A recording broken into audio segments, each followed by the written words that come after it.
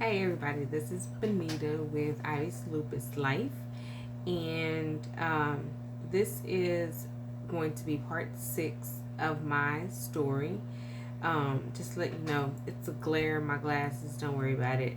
I can't see, so I gotta read some stuff so I won't forget what I have to say. But um, this is my video about suppression. With suppression, for me, it's more of a out of sight, out of mind type of thing. So basically, on the very first video, I kind of touched a little bit on the miscarriage that I had, and how it kind of messed me up, but I didn't realize it. But a few things I want to elaborate on more. With part 5, I started to get into how I look versus how I feel, which was a pivotal point in my story in terms of explaining everything. And it was the beginning of how everything that I was going through, or that I am going through and continue to go through, how it affects me mentally and deep down and things like that. Some things I didn't even realize that I was going through at the time. So today, that's just kind of what I want to talk about. So again, with the miscarriage, I spoke on that in the very first video as part of the things that I dealt with. Now, just if you hadn't watched that video, just to let you know, I had a miscarriage 2006 on Christmas Day. So that was very tough for me because I didn't feel like I was a bad person, and for me, I felt like I was a good person, and me and my husband had tried for so long to have this child, and I had it, and then they turned around and took it away from me again on Christmas Day nonetheless. And I didn't really understand why, and honestly, no matter how much somebody tries to explain it to me, in my mind it didn't make sense. Nothing about it made me feel any better. Therefore, when it happened, or the day after it happened, rather, I got home from the hospital and I just wanted to be alone and wanted to try to deal with it on my own. Unfortunately, I wasn't alone, but it was kind of the start of me burying everything that happened. So even though I realized that I had a miscarriage, again, I had never really addressed it as me losing my baby. It was always just I had a miscarriage, and then that was it. And I guess that was my way of not wanting to face the fact that I had a miscarriage. As a matter of fact, when I was in the hospital, because again, I'm just not the typical person. I know I'm already not an emotional person, but I remember being in the hospital and I passed this, so to speak, is what I really identified it as a this. I asked my husband to take a picture because I wanted to see. I wanted to see what it was. I wanted to see what, for some reason, my body rejected, or for whatever reason, whoever the powers that be saw fit that I lose this baby, or I miscarry. I have the picture. I don't really remember what it looked like. I don't know what happened to it, but I don't have it anymore.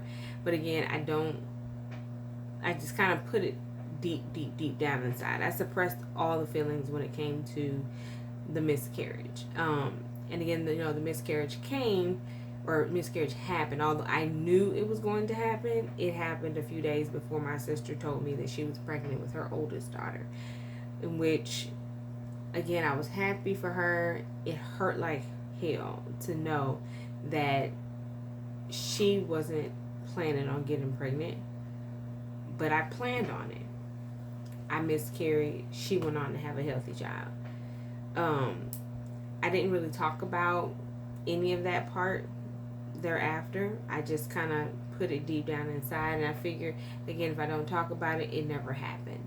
For years, up until really the very first video, my sister had no idea how her getting pregnant affected me. And for me, I didn't realize it until years later that I completely blocked out her child, like her daughter's childhood, her second daughter's childhood, and any subsequent babies thereafter. Now, truth be told, I probably did not really block it out until after I had my hysterectomy, again because of cancer. So even though I had my daughter in 2008, I had still had hopes of having one or two more children with my husband. Unfortunately, it never happened for whatever reason. I didn't understand why it was so difficult for me to get pregnant. So 2015 rolls around again. I had the hysterectomy, and for me, that was it. That was final. Like, I can no longer bear my own children. So again, that was when I truly started to separate myself from babies, including not remembering when my sister's kids were babies, not remembering when any of my other nieces were born, like my brother's daughter. I didn't realize that I kind of suppressed all of that. Certain key moments, I don't remember birthday parties, going to their parties, and honestly, even with my daughter, I did not really remember too much of her, I guess, her infancy and her being a toddler and stuff like that. Certain things I remember, like when she decided that she wanted to take my medicine, my seizure medicine, so I had to take her to the ER. I remember things like that, but it's a lot that I do not recall I would say for whatever reason, but in hindsight, I know what the reason was. And not only did I completely suppress all those memories that I had of my daughter being little or my nieces being born, I also separated myself from interacting with babies. Like, literally, like my nieces and all of them had birthday parties and things like that. I knew I was around. I don't remember any of it. My sister said I used to pick up her kids and everything from daycare. I don't remember any of that. Granted, at the time, my brother, his kids, he was in different states. So I know I didn't interact a lot with them. But still, there were moments where, they came into town and things like that. I just cannot recall. I don't even recall my goddaughter being a baby. Even though she's a couple years or a few years older than my daughter, I don't recall any of that. Once I had that miscarriage, it was like, it's out, never happened, not even thinking about it. I know I had a kid. She popped up out of nowhere, immaculate conception in my mind. But again, I also, just didn't interact with babies at all. I got to a point I did not want to hold babies. I literally would just kind of look at the baby like, hey, that was it. I remember there was a time when one of my really good coworkers, she had just had her first baby, and she brought the beautiful little girl up to the job. And she was like, hey, but do you want to hold the baby? Absolutely not. And it wasn't just that I didn't want to hold the baby. Again, I didn't realize why, but I would get so nervous around babies that I felt like I was going to have a seizure and drop their baby. Like, I had this legitimate fear about it. Honestly, truth be told, and I'm sure my brother knows about it, but I remember his middle child, when she was a baby, I was holding her, and I tried to hold her, and I got super nervous, and I did. I had a seizure while I was holding your baby. Sorry, little brother, but yeah, I had a seizure. Now, my sister ended up taking her from me because she saw it. So I just felt really bad. So even to this day, I can't deal with it. I will literally look at this baby like it has the plague, and like, I don't want to touch it. I really don't. I was with my cousin after she had her baby, and I still don't want to do, like, here it is 5 years after my hysterectomy. I just cannot do it. It makes me absolutely uncomfortable. But again, I did not realize initially why I felt like this. And in hindsight, again, I realized that suppression is real. Depression is real. And in the last video, I opened up and let you know that this is what depression looks like. I did not know that I was depressed initially, but suppression plays a huge part in depression, or at least in my depression, I will say. It plays a humongous part. I believe, however, in laughing. And for me, laughing is my coping mechanism because, again, I'm not an emotional person or anything like that, but I do believe in laughter. So, in order to hide how I was really feeling, I would laugh. I would make a joke about it.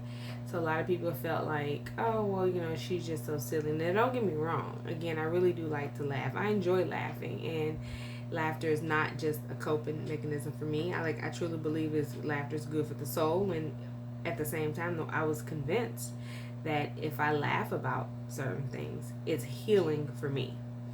And to a certain degree, it is. But it also helped me just bottle up a lot of things and, try to act like it didn't really bother me. Even with my epilepsy or my seizures, whenever they would happen, or if they happened in front of somebody, I would just laugh it off and play it off and make a joke and, and just say it's funny. But in actuality, like I mentioned in the last video, that I'm embarrassed to a certain degree by my seizures just the same. Again, most people get seizures, or a lot of people rather get seizures, especially the type that I have, in their early teens and grow out by their late teens, early 20s. And again, I'm 37 and here I am still dealing with it. So it's embarrassing, but again, I laugh and I try and make myself believe that I'm okay. And again, for years, I thought I was okay. I thought there was absolutely nothing wrong. But, I would say it is what it is. And, for me, I say it is what it is because it's the truth. But at the same time, it's just kind of my way of brushing things off. So it's just, again, suppression is very, very, very much real. And a lot of people just don't realize that they suppress things until something boils over. So again, I just started to withdraw from a lot of things in my life that I just didn't realize that I withdrew from. And it wasn't just, my nieces and stuff like that. Like, I literally withdrew from my own child. Like, I knew I spent a lot of time with my kid, again, because my husband works very hard. And I work too.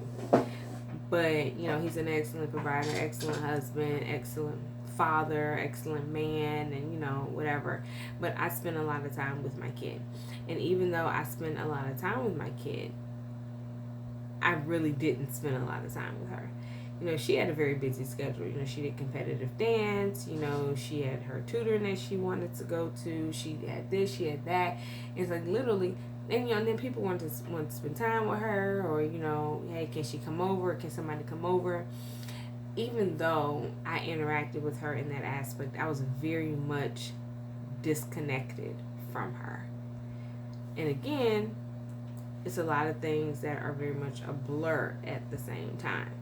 So because I suppressed everything and everything bottled up, I didn't realize that, things were starting to spill over. And you've heard the expression sweeping things under a rug. Well, I swept so much stuff under a rug that mound of dirt got really high, and I started to trip over it. And when I say I started to trip over it, suppression leading to depression and everything, it has a lot of adverse effects. And for me, because I was suppressing so much stuff, that it started to affect me physically, as well as it started to affect everything and everyone else around me, or at least for sure my own child. Because again, I was dealing with all these things and the frustration started to boil over. Eventually I started to lash out at her. And I felt like some of the things that she would do, yes, typical things, but some of the things she would do would make me so upset. It's like I really just wanted to hurt this little girl. But not to say like, oh my God, like take it way, way, way to the extreme, but just like, I just felt like I was going to get really upset. So I would have to call my mom and, or my mother-in-law, like, hey, you need to come get her because she's getting on my nerves and I can't deal right now. I would completely withdraw myself from her, or, sometimes I felt really bad because I was extremely tired. I just didn't have the energy to deal with her. So I would just kind of, I'm not going to say ship my baby off, but I would just kind of send her away. And, and it wasn't just her. It wasn't just my parents, rather my mother-in-law, my mom, my dad, or whatever that would come get her. It would be family, or like one of her really close friends. Her mom would come and get her because I just couldn't deal. But not only like just with her, but physically it started to bother me because I was bottling everything up.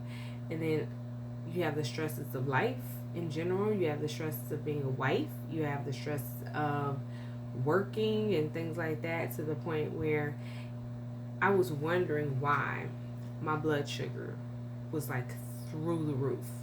And I couldn't figure it out. I was like, well, what am I eating? I'm like, I'm not really eating anything, because I honestly, that's another thing. I don't really eat enough. I'll get into that in a second. But I was wondering why my sugar was like skyrocketing.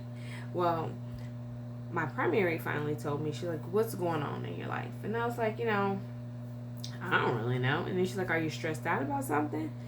And I was like, no, I don't think I'm stressed out about anything. And then I was like, well, maybe work, because my job is it involves a lot of detail at times, corporate world or whatever, and it's just a lot of looking at specific documents, court file documents, this and that.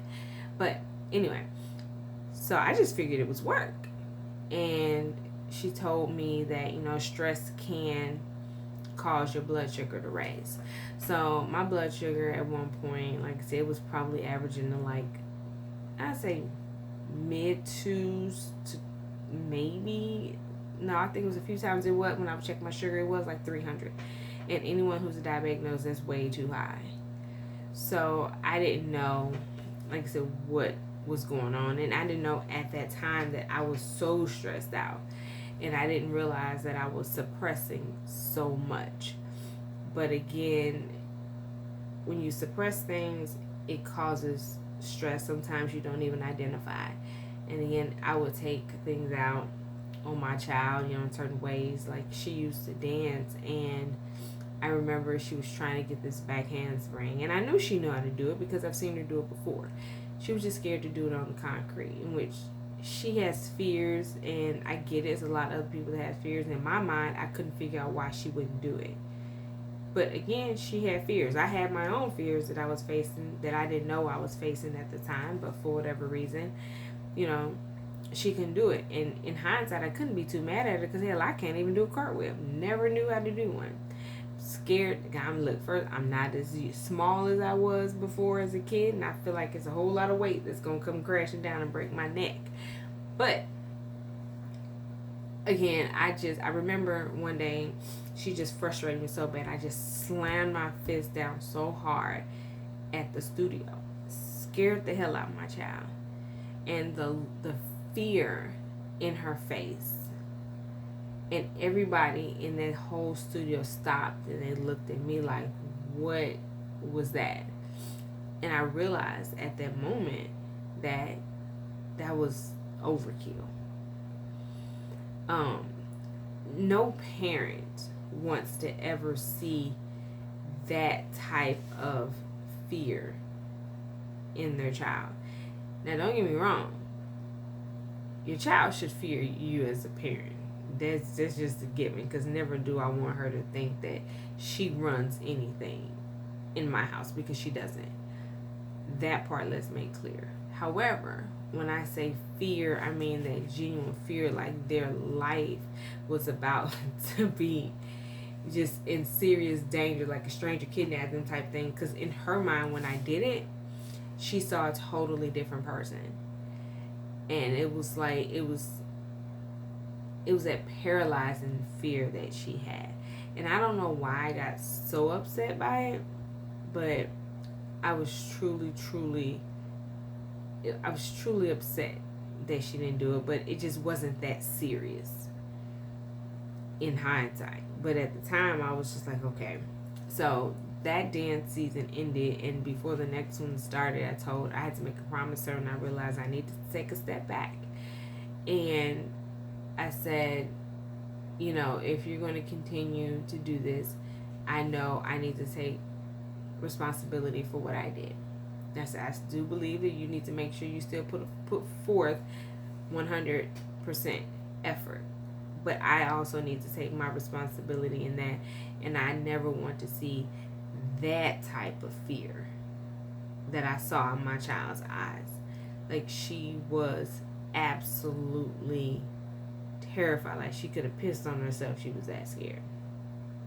But again, all that stemmed rather from me suppressing a lot of the things that I was dealing with. And again, though, I had the epilepsy, I had a miscarriage again on Christmas Day, I had gotten pregnant, difficult pregnancy, diabetes, you know, ended up having other surgeries in between, ended up having a cancer diagnosis, to again having a hysterectomy. So like, I don't have any innards in there at this point. Can't get pregnant. You know, although I can't get pregnant and carry my own child, I am very much happy about not having a period. That's like the best, okay? But, and then I also have the lupus diagnosis. So it's like, and I got hit with these things back to back to back. So it's like, honestly, I feel like part of me did not even really get a chance to deal with it. So I had no choice but to go ahead and suppress things, because every time something, you know, every time I felt like maybe I can get over something, I get hit with something new. So it was just a lot. And then I remember, I forgot exactly when it was, but a really good friend of mine, wonderful person, you know, she goes to church and she's very active in her church or whatever, and she has a beautiful soul, and you know, she's an amazing friend.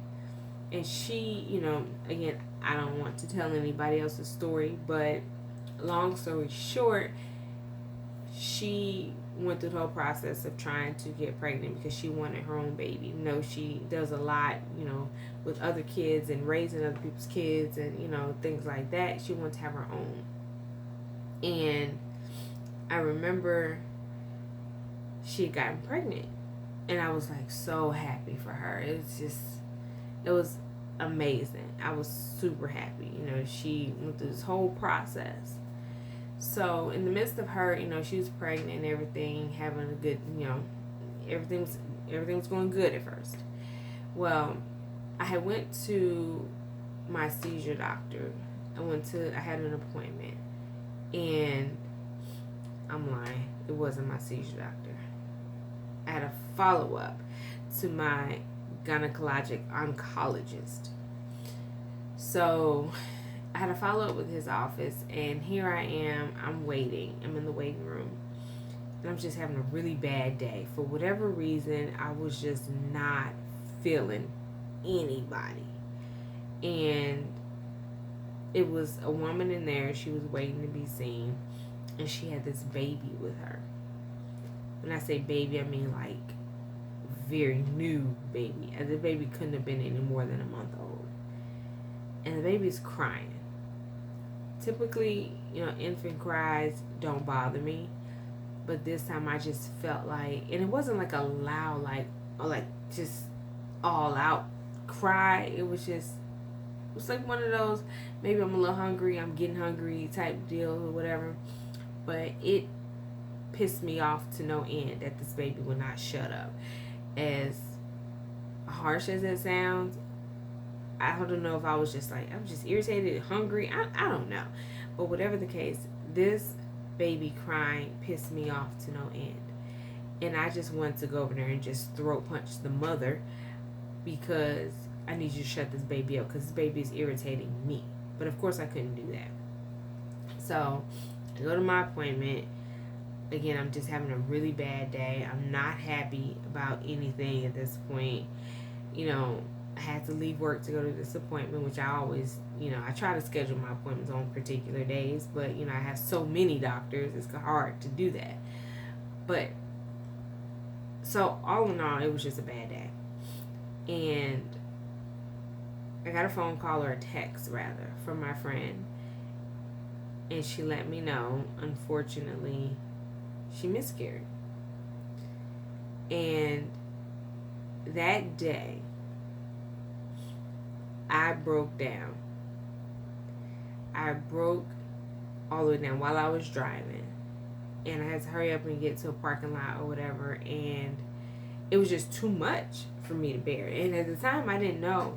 It's like, why in the world am I so distraught about somebody else having a miscarriage? But it just, if I wasn't in my truck, I probably would have just dropped down to my knees. Like, I was just, and I don't think I was really hurt. I think I was more upset. I was thoroughly through the roof at that point, pissed off, because it's one thing, you know, for me to have a miscarriage. And going off of what a lot of other people were telling me, you know, well, their response to me having a miscarriage was, oh, well, God wouldn't give you anything more than you can handle, or, you know, God knows what he's doing and things like that. And I don't go to church on a regular basis. I'm not afraid to say it, but I don't. That does not mean that I'm not a good person. That doesn't mean that I don't believe. That doesn't mean that I don't deserve good things. That doesn't mean anything.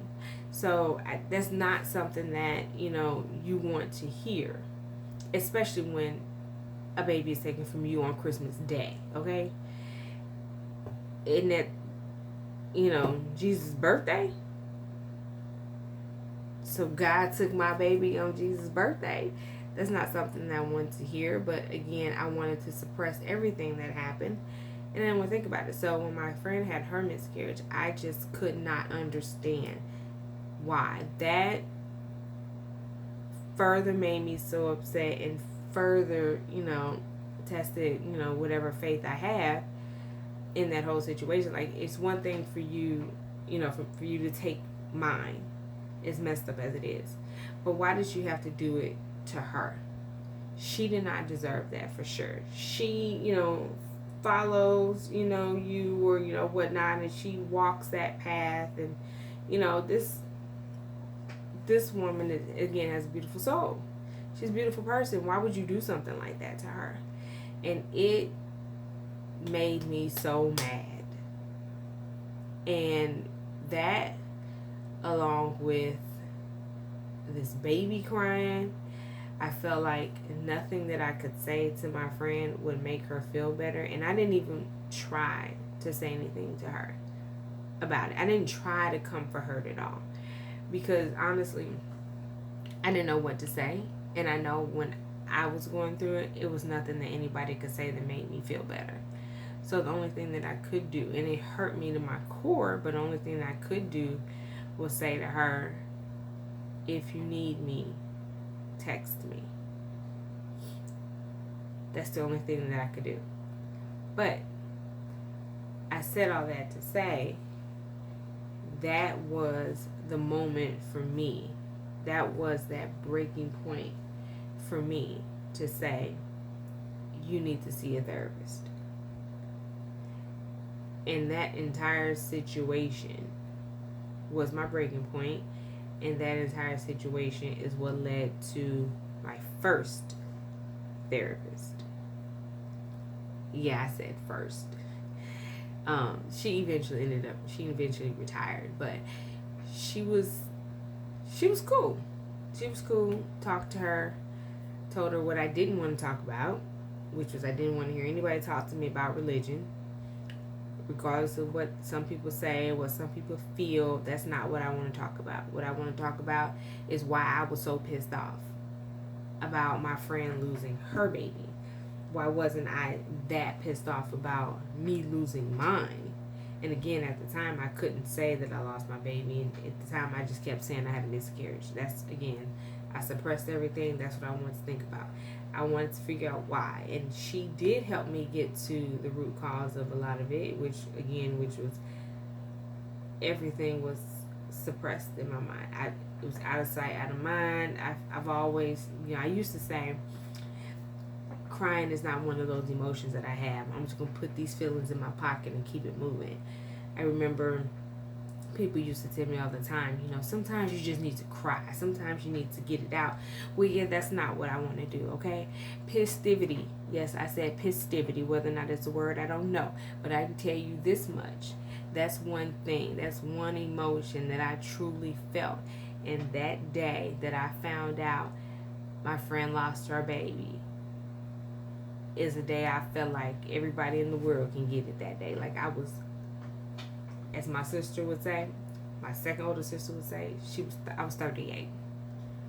That's how mad I was. And I was just mad at the world. I did not know why I was so mad, but I was mad. But again, the therapist that I saw, Dr. Lewis, she helped me realize a lot of things, and she helped me work through some of this stuff. Like I couldn't figure out why, and that's what I needed to figure out.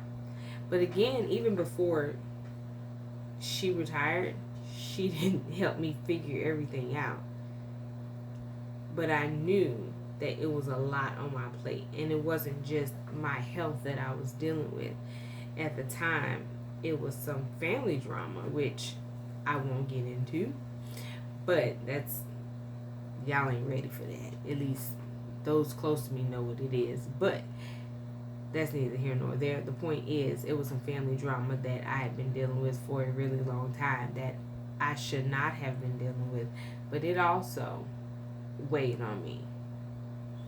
And I believe in family, and I just felt like my family was not as close knit as they should have been. And again, it didn't have anything to do with me, but the fact is, because there was this huge rift, it played a major part in some of the things that I was feeling.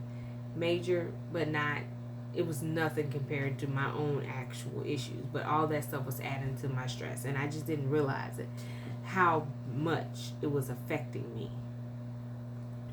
But I never, outside of me breaking down about my friend, I never broke down about anything that I was going through. Because, again, in my mind, it was like, okay, I got this, and this going on. But it's just me. I can deal with it. But I just didn't know that I really could not deal with it. I didn't realize it at the time. So I did see this one therapist, and to fast forward through that part, once I saw her and she retired, I felt like, oh, okay, she helped me a little bit or whatever, and I was good.